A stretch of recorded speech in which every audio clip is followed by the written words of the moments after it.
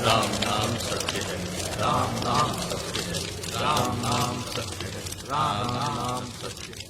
हरियाणा के अपने इस छोटे से गांव में महेश तकरीबन 4 साल के बाद आया, और आने का कारण कुछ और नहीं, उसके पिता राघवेंद्र की मौत थी, जो इस गांव के सरपंच भी थे। पिताजी की मौत अजीब ही हालातों में हुई, न कोई एक्सीडेंट और न ही कोई दिल का दौरा। महेश के लिए यह सब कुछ बेहद अजीब था, पर गांव वालों के लिए नहीं, क्योंकि जिस गांव की आबादी 200 की थी, उस गांव में पिछले 1 सालों में 100 से भी ज्यादा मौतें हुई है, और सब लगभग एक ही तरह की मौत मारे गए, जहां उनकी आंखें बड़ी बड़ी होकर ऊपर की ओर तनी हुई थी। महेश जानना चाहता था कि ऐसा आखिर क्या हुआ यहां, जो एक ही साल में इतना कुछ बदल गया। बहुत खोजबीन के बाद गांव के एक चाचा ने उससे पूरी कहानी बताई। आज से तकरीबन 1.5 साल पहले इसी गांव में रहने वाले विमल को संगीता से प्यार हो गया था। गांव वालों को सब कुछ मालूम था, और उन्होंने कई बार दोनों को समझाने की बहुत कोशिश की, पर दोनों माने नहीं। और फिर एक दिन गांव वालों ने दोनों को उस वक्त पकड़ा जब दोनों खेत में एक दूसरे में खोए हुए थे, और उसके बाद दोनों इस गांव के लोगों, उनके गुस्से, जात पात और न जाने कितनी चीजों का शिकार हुए, और दोनों को पंचायत में पेश किया गया, जिधर पंचों का फैसला यही था कि दोनों को पूरे गांव के सामने पेड़ से लटकाकर मार दिया जाए। कुछ पढ़े लिखे गांव के लोग इस फैसले के खिलाफ थे और उन्हें बचाना चाहते थे, पर आधे से ज्यादा गांव बस उनकी मौत का तमाशा ही देखना चाहता था। मरते मरते उस लड़के ने कसम खाई थी कि वो किसी को नहीं छोड़ेगा, और उसकी मौत के बाद एक के बाद एक लोगों की इस गांव में मौत होती गई। महेश नए ख्यालातों का था, इसलिए उसे इन बातों पर विश्वास नहीं हुआ, और उसने उस घर पर नजर रखनी शुरू की जहां वो लड़का रहता था। देर रात उसने जिस चाचा ने उसे ये कहानी बताई थी, उनको उस घर में घुसते हुए देखा। अगली रात फिर से वही हुआ, और तीसरी रात महेश पूरी तैयारी के साथ गया। जैसे ही चाचा उस घर के अंदर गए, महेश बाहर गश्त लगाए बैठ गया। रात के अंधेरे में काफी देर वहां इंतजार करने के बाद जैसे ही चाचा बाहर आए, उसने उन्हें धार दबोचा और कहा, अरे और कितना झूठ बोलोगे चाचा? हाँ, हो न हो इन सब के पीछे तुम्हारा ही हाथ है। उन लोगों को डराने के लिए मन घड़त कहानियां बनाकर उन्हें डराते हो। चुपचाप बताओ, नहीं तो मार डालूंगा। चाचा ने तसल्ली के साथ उसकी बात सुनी और फिर एक बात कही, मैंने तुम्हें बता दिया तो वो मुझे मार देगा जो इस घर के अंदर रहता है। इतना सुनकर महेश ने उन्हें धमकाते हुए कहा, अगर आपने नहीं बताया तो मैं कल ये बात पूरे गांव को बता दूंगा, और फिर सबकी मौत का जिम्मा आपके सर होगा, और गांव वाले आपको ऐसे ही मार देंगे। भलाई इसी में है चाचा कि सब कुछ सच सच बता दो। चाचा ने बस इतना कहा कि सच जानना ही है तो कल रात मेरे साथ अंदर चलना। तय वक्त के मुताबिक रात का अंधेरा घिरते ही महेश चाचा के साथ निकल पड़ा उस घर की ओर। वहां पहुंचते ही चाचा ने कहा कि कुछ भी दिखे या कुछ भी हो जाए, बस शोर मत मचाना। घर के अंदर घुसकर चाचा ने आंगन में टिफिन खोलकर सारा खाना एक प्लेट में सजाया और फिर एक कमरे के सामने रखकर दरवाजे की ओर अपनी पीठ करके खड़े हो गए और महेश को भी वही करने का इशारा किया। उनके मुड़ते के साथ ही कमरे का दरवाजा खोला और प्लेट की सरकने की आवाज के साथ साथ दरवाजे के बंद होने की आवाज आई। जैसे ही दरवाजा बंद हुआ, महेश ने पलटकर उस दरवाजे को थपथपाना शुरू किया और जोर से चिल्लाने लगा, तुम जो कोई भी हो, तुम्हारा भांडा फूट चुका है, अंदर से बाहर निकलो, नहीं तो इस दरवाजे को मैं तोड़ दूंगा। महेश के बार बार दरवाजे को खटखटाने और चिल्लाने के बाद भी जब किसी ने दरवाजा नहीं खोला तो उसने दरवाजे को धक्का दिया, जिससे दरवाजा तुरंत ही खुल गया।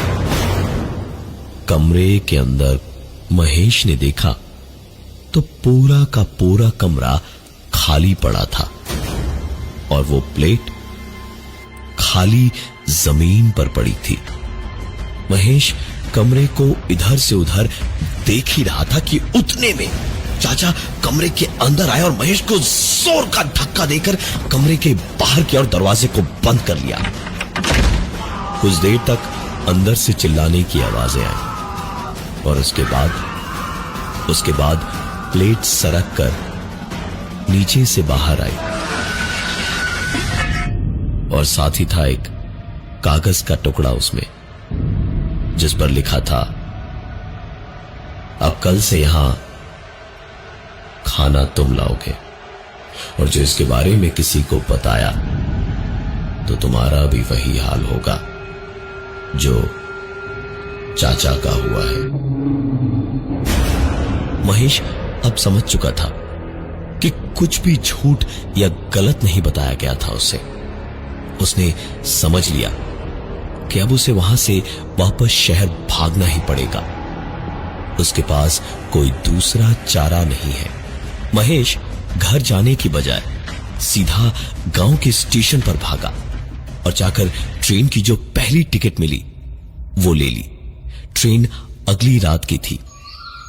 सवेरे जब महेश उठा तो एक पल को मानना चाहता था कि जो कुछ भी हुआ था वो एक सपना हो, लेकिन काश ऐसा होता। शाम तक का वक्त आराम से रोज की तरह ही बीता। उस दिल में डर और घबराहट बढ़ती जा रही थी। रात को जब तक खाना खाने का वक्त हुआ तब तक महेश बैग वैग सब बांध चुका था।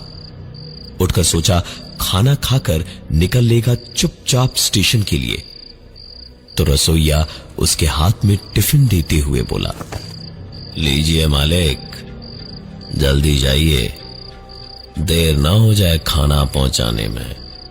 ट्रेन तो आपकी कैंसल हो ही गई है। महेश को जैसे बिजली का झटका लगा ये सुनकर उसने फोन के इंटरनेट पर चेक किया तो वाकई ट्रेन कैंसल हो चुकी थी। उसने कहा, मतलब तुम्हें कैसे पता ये सब? रसोइया जरा सा मुस्कुराया और बोला, अरे आप ही तो कल आके बोले थे कि खाना अब आप पहुंचाया करेंगे, तो बीच में ऐसे काम छोड़कर जा नहीं सकते ना आप। महेश को यह सुनकर और बड़ा झटका लगा। उसने जरा सा गुस्से से कहा, क्या बकवास कर रहे हो? मैंने ऐसा कब कहा तुमसे? रसोइये ने एक रगों में बहता खून जमा देने वाली मुस्कुराहट के साथ कहा, चुपचाप वक्त पे खाना दे आइएगा, वरना आपके पिताजी भी सरपंच थे गांव के, बच वो भी नहीं पाए। रसोइये ने एक इतनी बड़ी बात कह दी थी जो महेश सोच भी नहीं पाया था। उसने जब पूछा कि वो कहना क्या चाह रहा है तो रसोइये ने उसी मुस्कान के साथ कह दिया, आपके पिताजी एक दिन खाना ले जाना भूल गए थे, इसीलिए तो ये हाल हुआ उनका।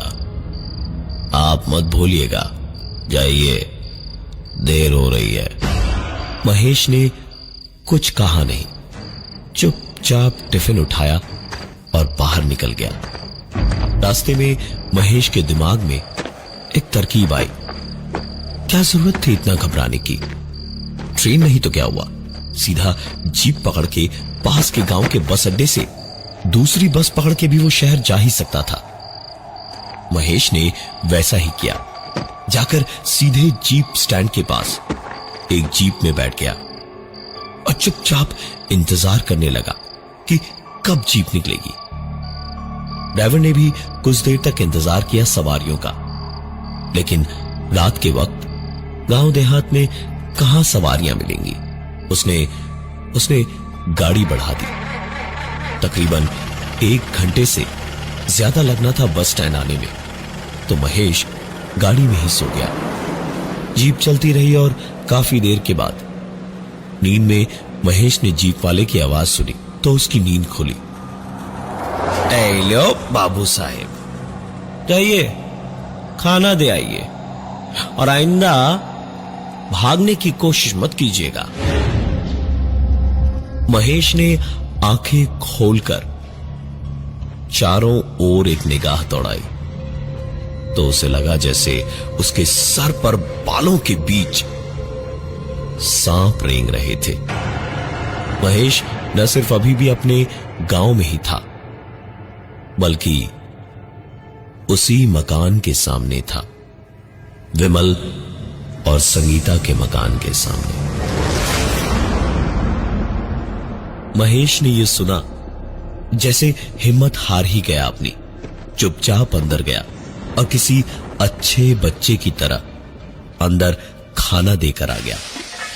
महेश के लिए यह दिक्कत बनता जा रहा था। वो रोज रात को जाता और खाना देकर आ जाता। सुकून सिर्फ इतना था कि किसी और की जान नहीं जा रही थी। इसका मतलब यही था कि जब तक खाना पहुंचाया जाएगा तब तक कोई दिक्कत नहीं थी, लेकिन अगर खाना एक दिन भी ना पहुंचा तो मौत पक्की थी।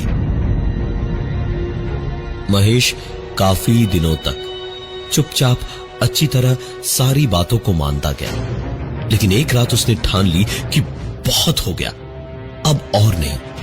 वो सीधा भागा जीप पकड़ने। छुप के जीप में बैठा रहा कि कहीं फिर कोई पहचान न ले। जीप चली तो किसी तरह छुपते छुपाते बस स्टॉप पर महेश पहुंचा और बस की ओर लपक के दौड़ा।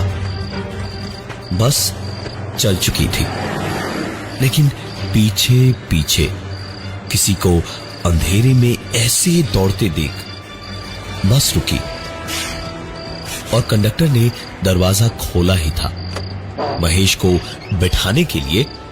जब महेश की शक्ल कंडक्टर ने ध्यान से देखी और उसे पहचानते ही महेश के मुंह पर दरवाजा बंद कर दिया और बस आगे बढ़वा दी। महेश भागता रहा बस के पीछे, लेकिन बस रुकी नहीं और तभी बस की खिड़की से अपना सर बाहर निकालकर कंडक्टर ने कहा, भागने की कोशिश मत करो महेश बाबू, इस कड़ी को तोड़ ना पाओगे तुम। उस कंडक्टर के इस बात से ही महेश की नींद खुली। हाँपते हाँपते माथे का पसीना पहुंचा और अपने बगल में देखा तो एक पल को सुकून से आंखें भर आई। महेश का 3 महीने का छोटा सा बच्चा महेश की बीवी से लिपटा सुकून से सो रहा था। महेश को रोज रात वक्त पे खाना पहुंचाते हुए 3 साल हो चुके थे। जब वहां से भागने के उसके सारे तरीके जवाब दे गए तो आखिरकार महेश ने अपने पिताजी यानी सरपंच जी की खेतीबाड़ी और अनाज का सारा काम संभाल लिया। इस बीच उसने शादी भी की और अब एक छोटी 3 महीने की नन्ही सी बच्ची थी उसकी जिंदगी में। महेश रोज सोचता था क्या करे क्या करे। बच्ची के बारे में सोचकर एक बाप होने के नाते महेश को बड़ा अजीब सा डर सताए जा रहा था। महेश आज रात खाना देने पहुंचा तो खाना देकर रो पड़ा। कमरे के अंदर से किसी के खाना खाने की आवाजें अचानक से रुक गई, जैसे अपने गुलाम की फरियाद सुनने को बादशाह रुकते थे। महेश रो पड़ा और रोते रोते ही बोला, मैंने तुम लोगों का क्या बिगाड़ा है? मैंने तो कुछ नहीं किया। मैं तो था ही नहीं जब दोनों के साथ में जुल्म हुआ। मेरी बच्ची है, बीवी है, मुझे माफ कर दो। किसी और से खाना मंगवा लो कल से, मुझे जाने दो। अपनी बात का जवाब मिला महेश को जब अंदर से एक आवाज ने कहा, इससे बचने का सिर्फ एक ही तरीका है, किसी और को अपने साथ ले आ जो मेरे लिए खाना लाएगा, लेकिन बदले में तुझे मरना होगा। इससे पूरी तरह छुटकारा पाने का तरीका सिर्फ मौत है। महेश के आंसू जैसे सूख गए ये सुनकर। पता नहीं कैसे उसे समझ आ गया था कि उसे करना क्या है। उसे ये सिलसिला रोकना ही था।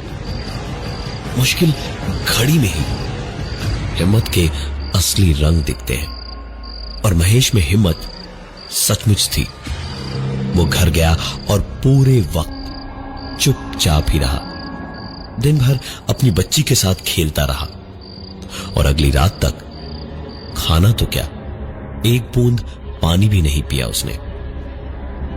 रात हुई, खाने से भरा टिफिन बॉक्स उठाया एक हाथ में और दूसरे में अपनी 3 महीने की बच्ची को उठाया। चल पड़ा उस मकान की ओर। वहां पहुंचकर बड़े आराम से प्लेट में खाना निकाला और सरका दिया दरवाजे के नीचे से और कहा, लो भाई, अब दूसरा कोई तो मिला नहीं तो मैं 3 महीने की बच्ची को ही ले आया हूं। मुझे मार दो, अब ये 3 महीने की बच्ची तुम्हें रोज खाना पहुंचाएगी। यही एक तरीका महेश को समझ आया ये सब कुछ रोकने का।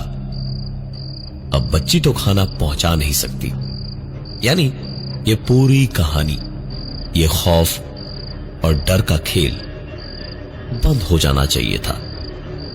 महेश के सामने प्लेट दरवाजे के नीचे से सरक कर बाहर आई और दरवाजे के उस पार से किसी का बहुत हल्का सा एक रोना सुनाई दिया।